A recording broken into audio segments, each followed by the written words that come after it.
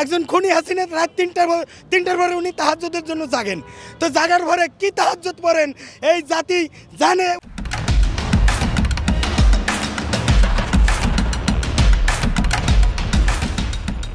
উনি কোন ধরনের তাহাজ্জুদ পড়েন? আগুনটা কি ওই আল্লাহর ফেরেশতারা এসে ধরাইছে নাকি জিনে? প্রথম দায়ী হলো অথর্ব একটা উপদেষ্টা। আপনি আবার মাইক ঘুরাই নিয়েন না। এই উপদেষ্টার যোগ্যতা নাই স্বরাষ্ট্রমন্ত্রী হওয়ার। স্বরাষ্ট্র উপদেষ্টা বুড়ো ভাম, এই স্ত্রী রাখার সক্ষমতা রাখে না। এ রাষ্ট্র রাখবে কোথেকে? আসিফ নজরুল সে ছাত্রীদের সাথে প্রেম করতে করতে তার আর এই আইন নিয়ে ঘাটাঘাটির সময় নাই। জি ম্যাডাম, অঙ্ক খুব সহজ। আমি এটা আপনি হয়তো আমাকে পছন্দ করবেন না সাক্ষাৎকার নিতে। আমি ছোট করে বলি যে এই বঙ্গ মার্কেট আপনার পিছনেই, এটা এখান থেকে 2-1 মিনিটের রাস্তা। রাত 3টার পরে সেখানে আগুন ধরে। আমি মোহাম্মদপুরে থাকি, কৃষি মার্কেটে কোটি কোটি টাকার সম্পদ রাত 3টার পরে তাবলিগের ইন্ডিয়ানপন্থী বাংলাদেশপন্থীরে রাত 3টার পরে মাইরা 4টা নিহত করে, 200 আহত করে। এবং রাত 3টার পরে যুবলীগের বলা যুবলীগ রাজহাঁস জবাই করিয়া আরেক মহিলাকে রাত 3টার পরে রানতে বলে, না রানলে সকালবেলা তারে আইনা পুরাই দেয় সেই মহিলাকে। এবং রাত 3টার পরে কিন্তু 7 জন খুন হয় জাহাজে, সবই রাত 3 পরে। একজন খুনি হাসিনা রাত 3টার পরে উনি তাহাজ্জুদের জন্য জাগেন। তো জাগার পরে কি তাহাজ্জুদ পড়েন এই জাতি জানে উনি কোন ধরনের তাহাজ্জুদ পড়েন। ওনার তাহাজ্জুদ হলে সচিবালয়ে আগুন দেওয়া।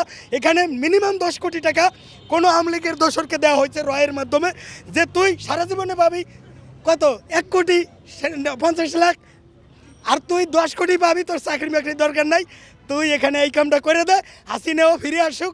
হ্যাঁ, রাজার মেয়ে রাজা আবার জনগণরে দিবে সাজা।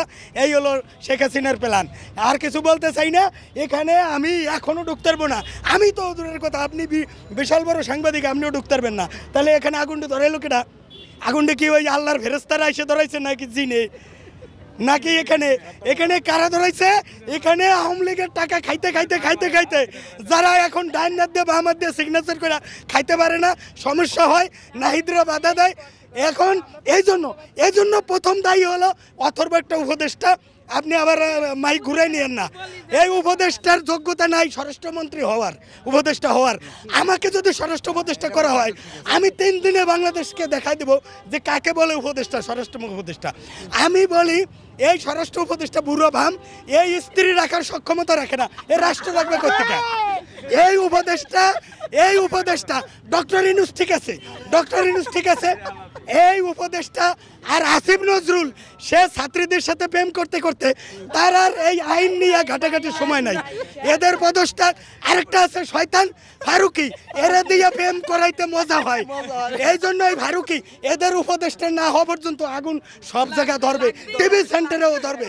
আমি প্রতিবাদ জানাই, এই উপদেষ্টাদের পদত্যাগ চাই, নতুন উপদেষ্টা করা হোক এবং এখানে জুলাই যোদ্ধাদেরকে দিয়ে তদন্ত কমিশন করা হোক।